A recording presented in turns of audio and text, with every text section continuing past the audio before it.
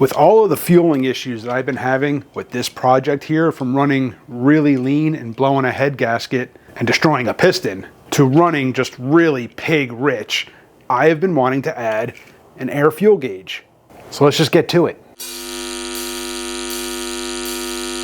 All right, so what I've picked up here is just an Amazon special, some generic air fuel gauge.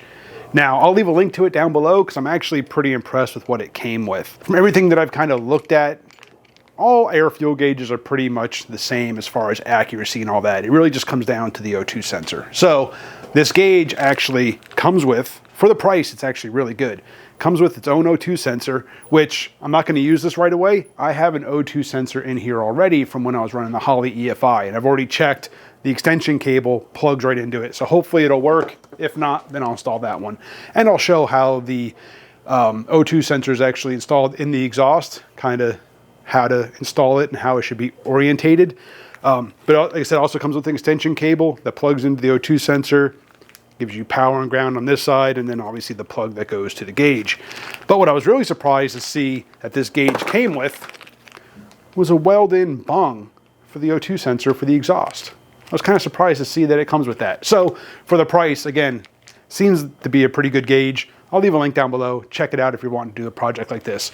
But what I'm going to do is I'm not going to run this into the cab just yet. I put the mounting bracket on the back and I added a couple of little magnets.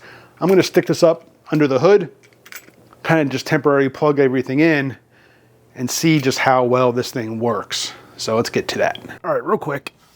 Hopefully this will show up okay. Hopefully this will show up okay, but so on the driver's side exhaust, right here, you can hopefully see it, about 6 inches past the collector, or past the exhaust flange, I've got my O2 sensor, and it's mounted, not straight up, but up at like a, I don't know, what, 45-degree angle here, facing up that way. And that keeps any moisture or anything like that from collecting inside the sensor and fouling it out or anything like that. So, yeah, this is how you install your O2 sensor.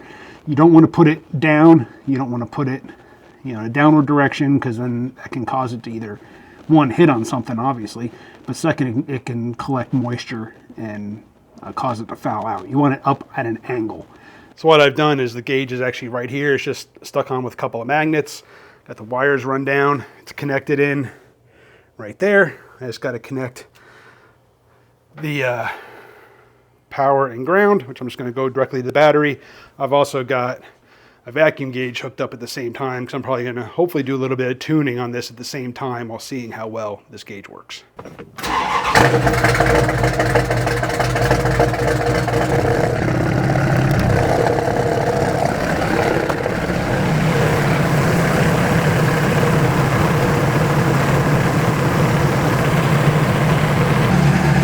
Like it's reading. So once I plugged the gauge to the battery and gave it power, it stayed heat, so it's heating up the O2 sensor before it starts to read. So now it's reading, it's still cold, so it's reading like 13.5 about, it's fluctuating, but the engine's still cold. So I expect it to run a little bit on the richer side right now. So 13.5, 13.6 right now, about 15 inches of vacuum. Let it warm up, and then we'll see if we can dial it in a little bit, but looks like it's working.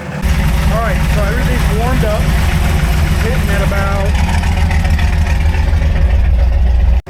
180 on the temp, on the water temp, running in between 750 and 800 RPM at idle. It's in reverse right now. I've got the emergency brake on, and the wheels are chocked. So you can see right now, I put the air cleaner on just to kind of simulate. Obviously the hood's not down, so it's not going to heat up as much under here. I think it's a little on the lean side. It smells a little rich, so it tells me a couple things. I think I've got a bit of an exhaust leak on this side, which I plan on redoing the exhaust on this, because I know I have an exhaust leak on the passenger side. But, so I think I'm going to, it's a little bit leaner than what I want. I know it's going to go lean a little bit more once I close the hood and it heats up a little bit. But you can see it's running 14.5, 15, a little on the lean side.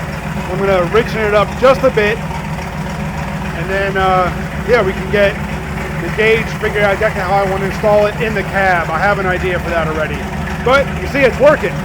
All I'm doing, I'm just got power and ground, which I'll run the power to a switch source once I have it in the cab, and I'll ground it somewhere, probably at the terminal block or something. I just got to run the cable into the cab and tie up all the slack. But this O2 sensor works with this gauge, so yeah, I'm going to lean that out a little bit, or richen it up just a little bit. All right, so I basically just went like 1/8 of a turn rich on the idle mixture screws, and I put the hood down to kind of trap some heat in there and see what it does. You can see it's running, kind of fluctuating all over the place. I really think I have a vacuum leak or an exhaust leak a bit. I can hear one. I know the passenger side has one, but I think I might have one on the driver's side. This exhaust is getting redone, but it's working. And so I got the vacuum hooked back up. You see I'm running at, in idle, in gear, 10 to 12 inches of vacuum, 800 RPM or so. Trans temp's up because it's in gear right now. It's in reverse. So, and the water temp is up. So it's definitely warmed up, but this gauge is working. So I'm going to shut down and we'll figure out how I'm going to run this into the cab. Like I said, I have an idea from something previous. All right, so I've got the wiring done. What I did was I tied into the power that I have run for all my gauges, power and ground, and then I ran the wire out right here out through the ashtray, because when I had my Holley Sniper EFI, I had this bracket here that I had bolted to the ashtray, and this was the mount for my Holley Sniper EFI hand controller. So I'm just going to reuse this to mount the gauge to and have it right down here out of the way.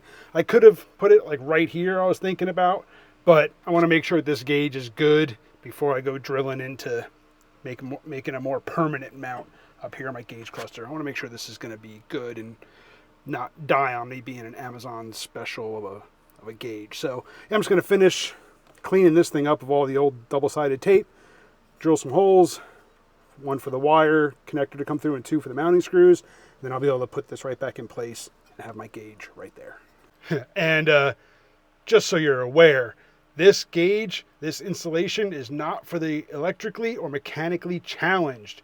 Use this sensor with extreme caution. Ooh. So basically, if you're dumb, get some help. So there we go, guys. A real quick project getting that AFR gauge installed. I've been wanting to do this for a while. Now it's going to make it a whole lot easier to do some final or fine tuning. Maybe not final, but fine tuning. You know, I can take a look at my AFRs when cruising down the highway and see if I want to do a jet change. See if I need to change the power valve, you know, go to a different power valve. Just going to make sure that I'm not, you know, in danger of doing any damage to the engine and blowing up another piston or blowing a head gasket or something like that. Really appreciate you guys for watching. Hit that subscribe, hit the bell. I'll see you in the next one.